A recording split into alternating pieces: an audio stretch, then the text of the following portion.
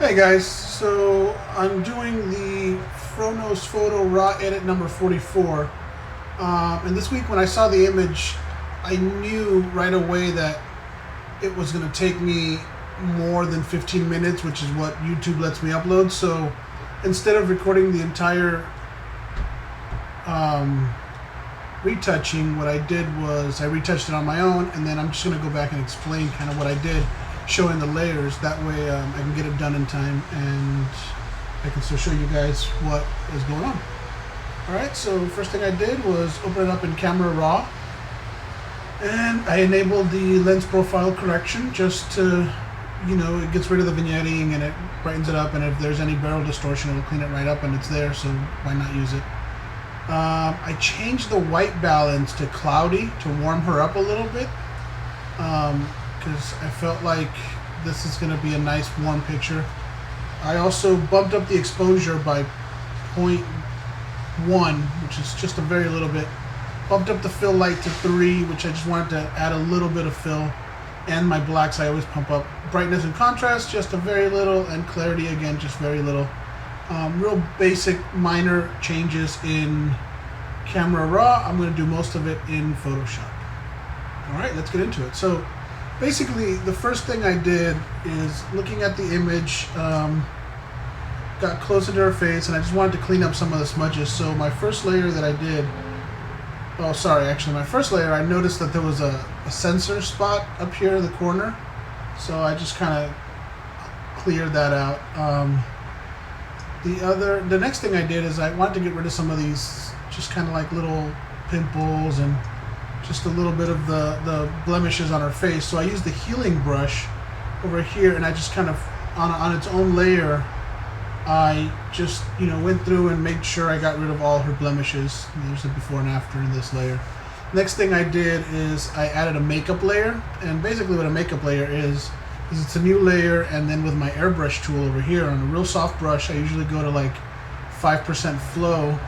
I sample her skin color and I just kind of airbrush paint over her face, just to like even out her tones and, you know, get rid of some of the dark shadows under her eyes, and just really kind of clean up her face.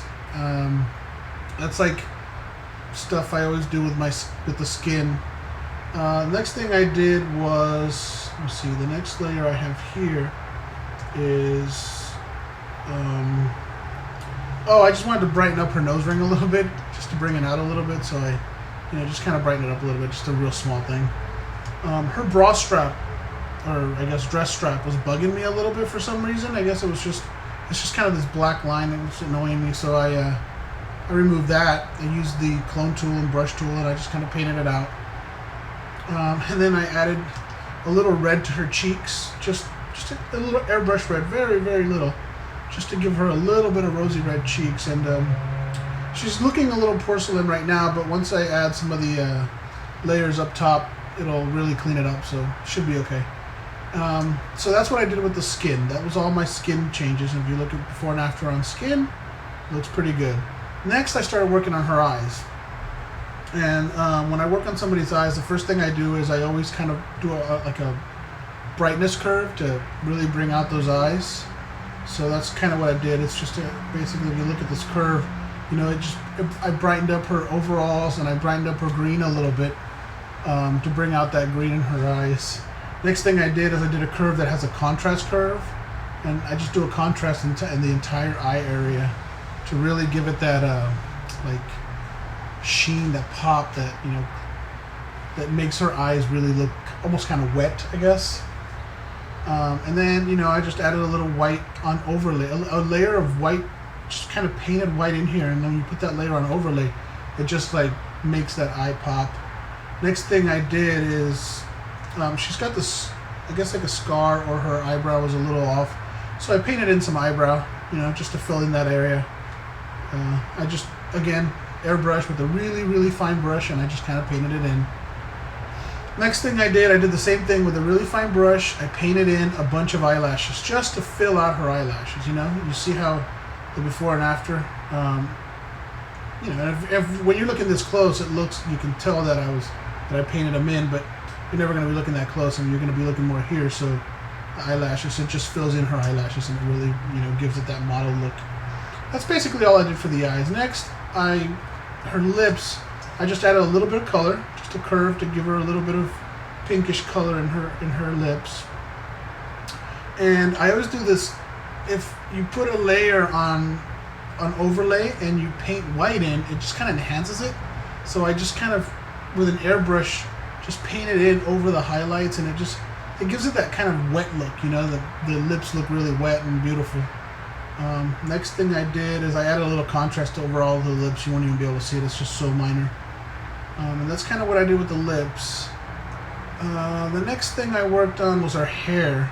I really wanted to bring out the red in her hair, so I just added a red curve.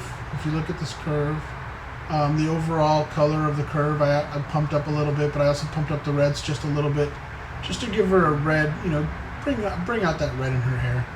And then again, I use white airbrush painted on overlay on a lot of things because it just enhances it. And I just painted in some highlights, you know.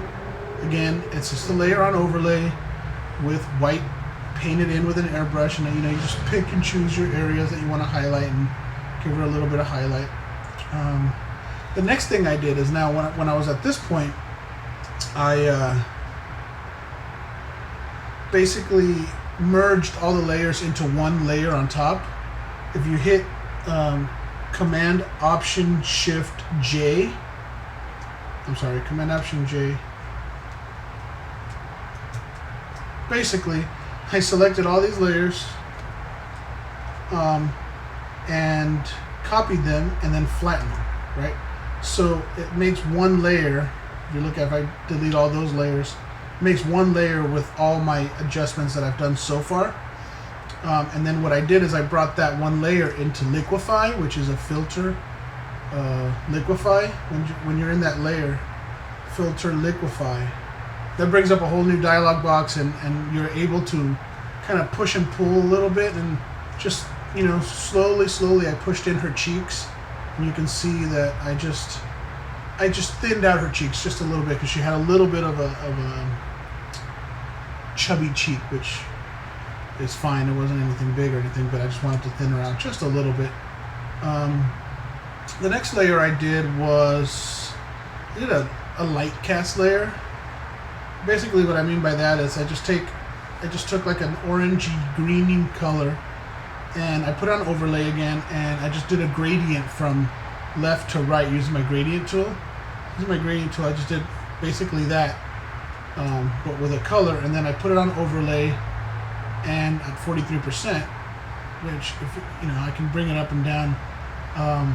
Just leave it like a 43, and it just creates a little light cast from, you know, where the light's coming from. Give it a little bit of life over here.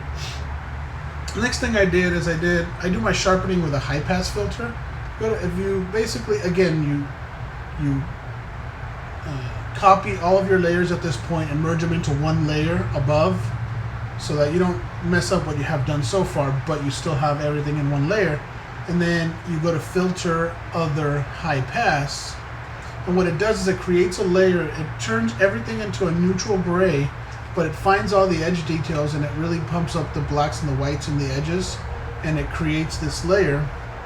And I'll show you. I'm going to put it on normal so that you can kind of see what it does.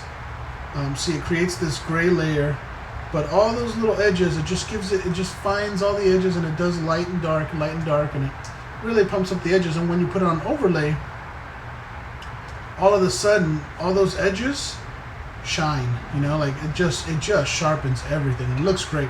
The only thing you have to worry about is this, you know, every image has a little bit of grain in it.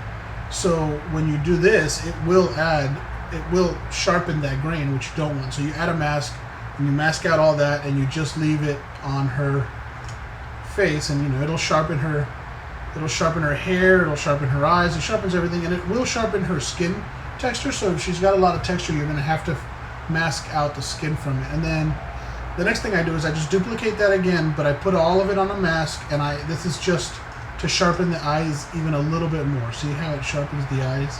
Just to, you know, because I'm really a stickler on sharpening those eyes. The next thing I did, I'm getting close to the end here.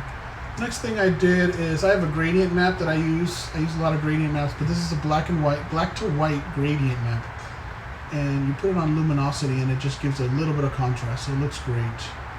You know, it just gives it a little bit of contrast, it pops it up, and it looks awesome. Then the next one I did is I have a black to burnt sienna to orange to yellow to white gradient map, sorry. And I put that on overlay, and it's only 5%, so it's just giving a little bit of a warm cast. Just a tiny bit warm cast, and that's it.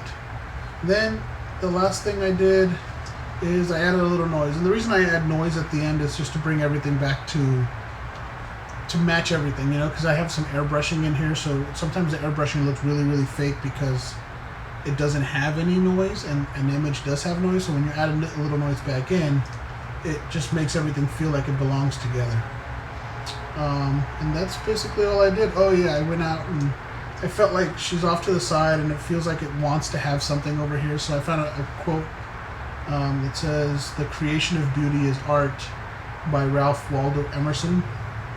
And I just blurred it, you know, I typed it in, I blurred it, and just left it in there, and that was my edit. I had a lot of fun with this one, and let's keep them coming because this is fun. All right, well, thank you very much.